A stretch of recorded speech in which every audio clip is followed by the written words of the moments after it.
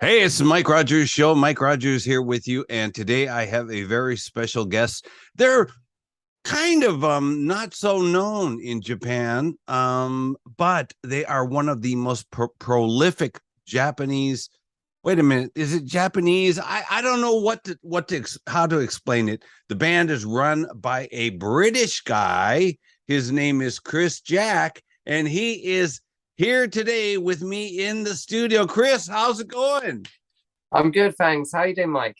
Fine. Wow. So, I was reading some magazine or something like that. I don't remember where it was. And I was reading about you guys, and they say you're the most prolific band in Japan.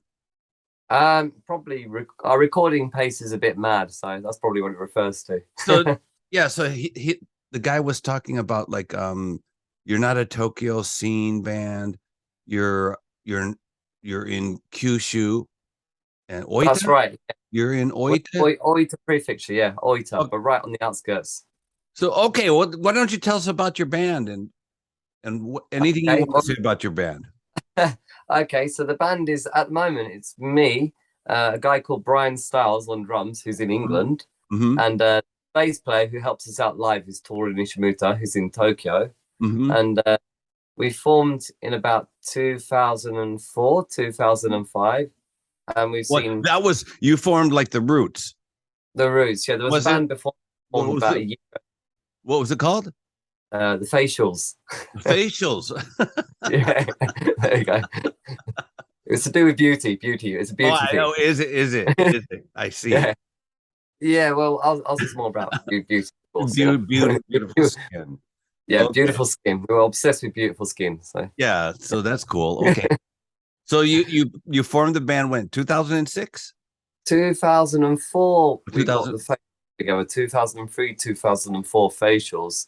Then 2004, 2005, we became the Roots. Mm-hmm. That's it, and we've just been going ever since, chugging along. Endless band members, mostly me. But how did you get the name The Roots? I mean, is that from a movie or something like that, or what? No, it's just a conversation with some friends in a bar, and we're just talking about what's a really good band name or an obvious band name that hasn't been used. And like my friend said, what about the Roots? Like Route 66, the Roots. Yeah. No one's. I'm like, yeah, that's actually a good name. We'll do that. And that's it. That's how it was decided. A chat in a bar. So something good comes from drinking alcohol. Yeah. That's about it, really. Just to get a good band name. So the band, The Roots, are you, a guy in Tokyo, and a guy in England. Yeah, that's right. That makes it pretty difficult to get together and rehearse. How do you do that? Well, last time we played together, we did a little tour of Portugal and Spain. Mm-hmm. We just all told each other like practice, and then we met up in Portugal, and we just practiced for about 3 or 4 hours, and then we went on tour. But it was all good. It's probably better than usual. Like than when we actually had a proper band, it was much better. So. And how was it? I mean, why was it better? How was it better? Because you guys weren't fighting or something like that? Yeah, there's that. Yeah. Plus, having an English drummer, I don't have. It's one less person to babysit overseas. Uh-huh. Oh yeah. To worry about. So yeah, it was and also I don't know, it's just easier dealing with English people for me, fellow Englishmen. Yeah. So don't listen to me, but try not to get an American in the band. But no, I'm not saying anything. I'm not saying anything. So you guys, you just said you went to Spain and Portugal? Yeah, that was like about 3 years ago, and that's the last tour we did, really. And then ever since that, it's just been recording because of COVID. So yeah, we've just been recording endlessly, me and the drummer. I heard from somebody that, like, when you guys go to Portugal, you headline like big ass festivals. Is that true? That was once. We played a big festival once, yeah. The Hero Rocks Festival. We played that, headlined it on a Saturday night, I think. What was the name of the festival? Bahero Rocks. Hero Rocks.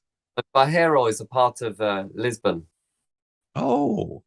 Don't ask me how to spell it. I can't remember. So that's all right. That's all right. So you guys played, you headlined at this festival. How many people were there? I don't know. About 3,000. I'm not sure. Not that many. But we also played a Cosmic Trip Festival in France. Uh-huh. That's a big one. French festival, Cosmic Trip. How many people were there? I think again about 2,000-3,000. I don't know. That's a lot. That's a lot of people, though. Well, it is compared to when we used to play here to about 30 people. So yeah. Yeah, I know. In Japan, yeah. Even in Tokyo, I go to shows sometimes, and I'll walk in and there's like 8 people there. Yeah, it's like that here now. It's like even worse since COVID. So yeah. So okay, so you guys are really big in Portugal and Spain and places like that. So, but not really big. It doesn't feel it, but yeah. But I see your name written from people, written by people who live there, who are working at some label or something like that, and they're talking about your band and how great this is. I saw a review of your album you put out this year.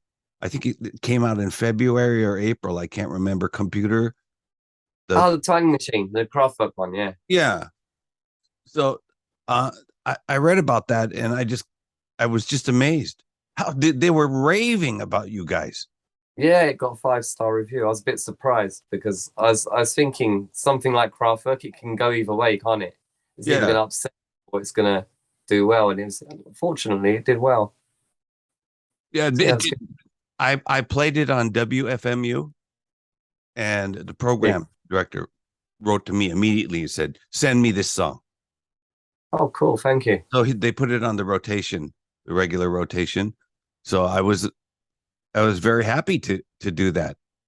So how did you get the idea to make that record? I mean, like you said, it is kind of risky. I can see some people getting upset, but we kind of made it for ourselves, really, just for fun, just me and the drummer, the drummer and I. The drummer Brian, I used to play in a band with him in England when I was about 18. Very brief. We've known each other for a long time, and we're both really into Kraftwerk and a lot of like German rock music, like Can, Faust, Amos too. And we were just talking about one day about Kraftwerk, and we just said, "Oh, what?" I can't remember how he came to the decision, but let's try and cover some Kraftwerk songs for a laugh. Let's give it a go, and we did, and that's the end product. Is that album that's out there? So where can I get this album? The Kraftwerk is it like just a tribute to Kraftwerk in general, or is it a tribute to a single album of Kraftwerks, or what kind of? No, it's kind of it's a mix of the discography. So it's got Autobahn on it. It's mostly the classic stuff, like the big, well, not the hits as such, but the main songs. Yeah, like did they have any hits? I mean, Autobahn. The Model, that's it. The Model, I think. Yeah. And then they had Trans Europe Express, which of course was really heavily sampled and used by, was it Africa Bambata? I can't remember, someone in America. I don't know. It's some hip hop. Is Africa Bambata in America? I don't know. I really don't know. Is it that? I don't know. I don't know. It's some hip hop. I don't know. Yeah, there we go. Rap music. Only rap music used it anyway, and I might have just said some complete random nonsense, but there we go. Okay, so you made the Roots like in around 2006 or so. That's right. Yeah. And then, can you give me just a brief rundown of the history of the Roots from 2006 to 2000 and I guess to 20 or 21? Okay, brief rundown. Rundown, yeah. Started with me and a guy called Maso on drums, and he was from Gifu, and he was working in Hita where I live, and he spoke English, and at the time I didn't speak Japanese, so it was a good excuse to hang out. He got to practice English, got to make a racket together, and got to get away from our wives, which was pretty good. And then I think that's also good, getting out the house and getting away from the missus. And so we carried on for about a year, made some demos. We had a few bass players, And then eventually we found Toru, who's on and off the bass player now. Mm-hmm. And so we recorded some demos, which ended up being the Left My Mind album. And a guy in Northern Ireland, this is in the days of MySpace, Mm-hmm.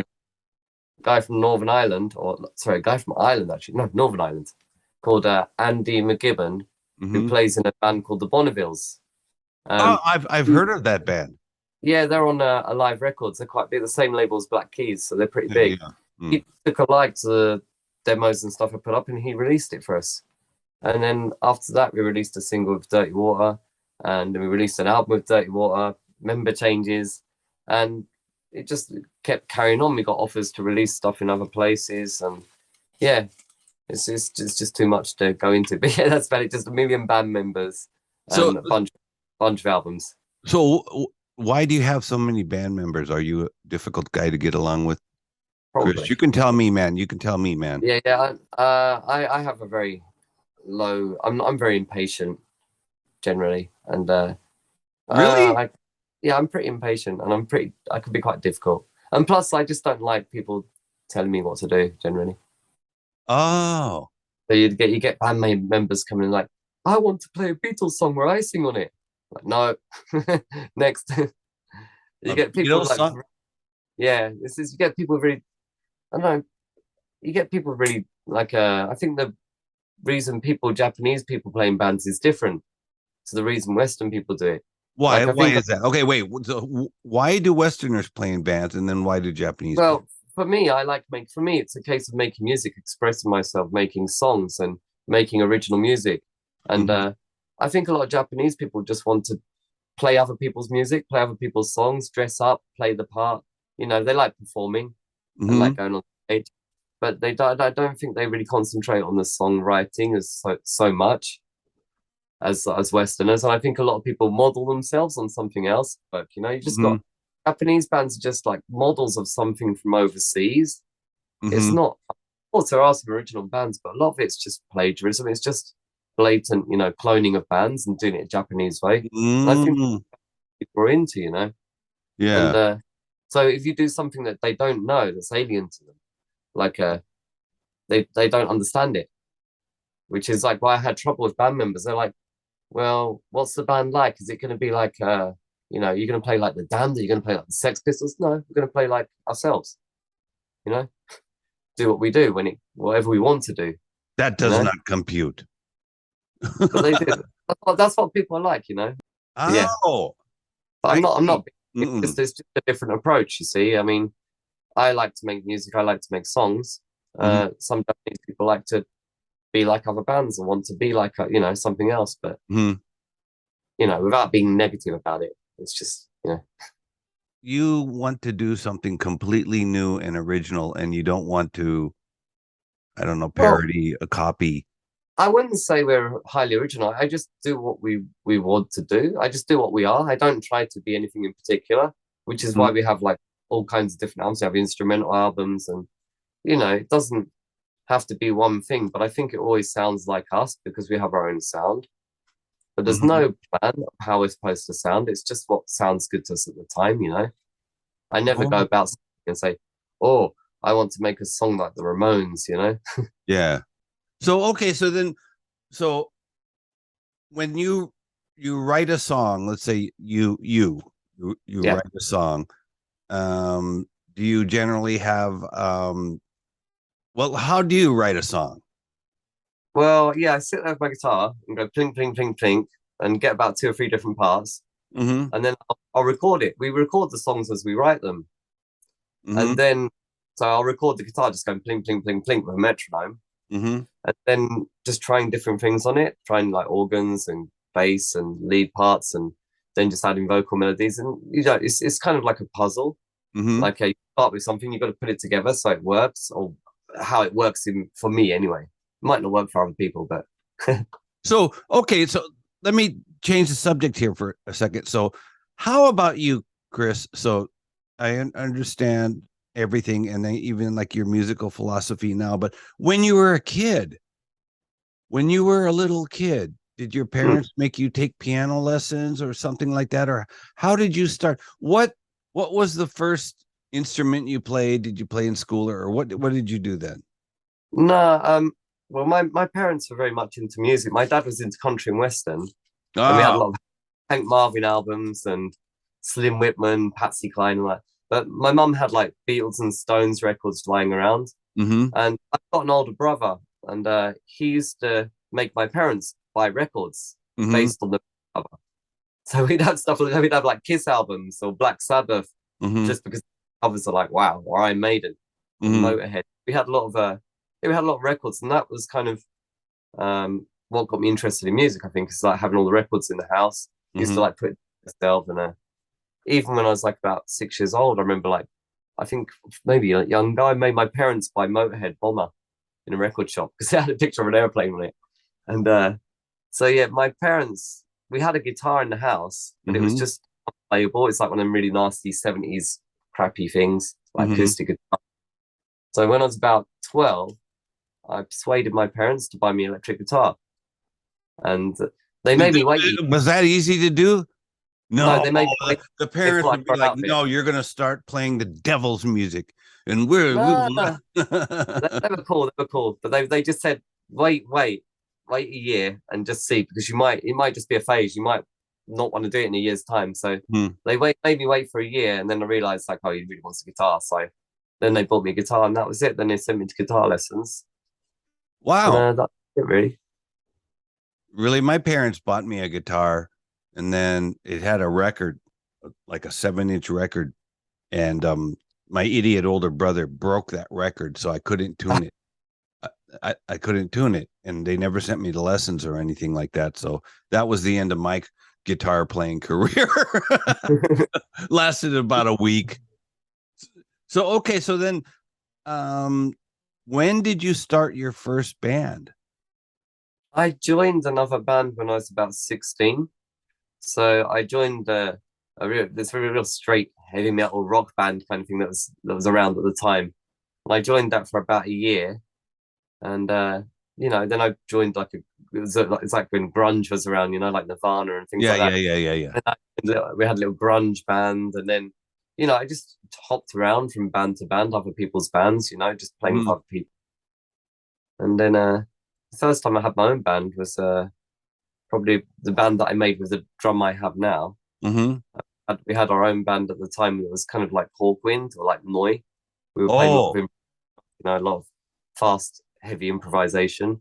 Yeah, that's it really. That kind of blows my mind. So you played in bands as a stand-in guitarist, or you joined? Yeah, just joining other people's bands, and that's but it. But when you did that, didn't you think like, gee, I want my own band. I want my own band. Or... No, not at all. Because I was just happy to hang out, with my mates and that, and So that might have something to do with why you have band members quitting the roots and stuff like that now, because you are a very individual guy, and you just like playing the music and hanging out with the cool kids. That's not cool. So, you got your records played by a very famous American radio DJ named Rodney Bingenheimer. Oh yes, thank you. How did you do that? Probably because of you, Mike. Was it because of me? Yeah, probably. I think you probably sent it to him. I mean, I'm sure I did, but I don't remember whether that was because of me. I think so. I think because it's around the same time as I met you the first time. How did we meet? I think we met online. Oh, I can't. So I've got such a bad memory. I can't remember what I had for dinner yesterday. Hey, I'm the same way. Yeah, how did we meet? I don't remember. I don't remember how we met. I do remember, I think it was 2015 or 2016, Rodney Bingenheimer came to Japan. Yeah, I came up to meet you, didn't I? And we have show too. Where did we go? We did. I was on your show at that place. I can't remember what it's called now. What was that radio station you were at? I don't know. It was some station. Yeah, I came up there. But it was cool. And you met Rodney. Didn't we go to lunch or something with Rodney? I think I met you after lunch. Oh, briefly. Yeah. So anyway, so I'm a curator for Rodney now. Yeah, congratulations on that. Yeah, it's okay. It's an okay job. And but there's a lot of, I don't really want to say, but there's a lot of drama going on in Hollywood now. I can imagine. It's all those people, Yeah. So and do you have any tours and things like that planned? Nah. Nothing. Wow. Is it still Corona? Is Corona and day job? Oh, you have a day job. Are you like the president of a company? No, I'm a kindergarten teacher. Oh, you must be a good teacher. Maybe. I'm pretty easygoing on the kids, so. That's pretty cool. Okay, I want to ask you, I read that you put out the Kraftwerk covers record, but you put out a record the year before that, and then you have like 1 or 2 albums like just ready to be released. Well, I think story with that. I think it's 2000 and hold on, what year is it? I'm gonna have to find it. Hold on. 2002. 2002. Yeah. 2000, I think 2001. I'm just looking now. What year is this? I don't even put the year on the record. So in 2021, we recorded. Can I see the jacket? I was just looking at that one, mesmerized, because I had to remember the year. But we recorded this, and we recorded 2 instrumental albums in 2021. Wow. So we also recorded solo albums. So we released about 3 or 4 albums in the space of a year and a half, I think. Wow. And so, yeah, we were pretty busy. So what label does that Mesmerize? What label did that come out on? This one's on Action Weekend Records, which is a Spanish label. Mm-hmm. And Bickerton Records, another Spanish label. So it's on 2 labels, Bickerton and Action Weekend. Wait a minute, how does that work out? 2 labels? In Spain, a lot of labels, actually in America too, a lot of labels do joint label releases. So they both chip in together and release something together. Really? Yeah, it happens a lot now. I didn't even know that. I kind of figure like in the music business, nobody trusts anyone. No, it's all good. So like the Kraftwerk CD in America, it was released by Double Crown Records and Otitis Media Records. So that was 2 labels as well, just for the CD. Wow. So then, okay, you put that one out in 2021, and then in 2022, you put out the Kraftwerk cover. Yeah, hold on. I'm gonna dig them out because I have to. Yeah, all right. Yes, we'd love to see it. And I love that outro poster there. That label outro. I love that label. Oh, that's a record that I got sent. Oh, that's a record. From my friend. People send you records. Toyozogun from the Fadeaways. We always swap our records. So wow, that's cool. It's the compilation and Toyozogun's on it. So Toyozo from the Fadeaways. Yeah, I got it the other day, but I'm going to play it today. Hopefully, I've been feeling a bit grim recently. I haven't been very well, so I'm feeling a bit better today. So I'm going to listen. So this is 2021. Mm-hmm. This Round Time Mesmerize. This is the Instrumentals 2 album. Wow. Then we released this just afterwards, and then we released Shake 5. I've got to dig them out. Shake 5, which is this one here. Wow, I didn't even know that this one came out. I've never seen this one before, or have I? So this one came out too. Maybe, I don't know. But I was so busy with stuff. I actually didn't do much of the promo stuff myself, so just really concentrating on recording. And then continuing from this, we did the Kraftwerk, which just came out this year. Mm-hmm. And then the new album, which is coming out in actually there's another instrumental album coming out December 15th. Then a new studio album, which is coming out in January. So yeah, we've got a lot of stuff coming. So we've got 2 albums on the way. Wow. So are those albums being released by the same labels or different labels?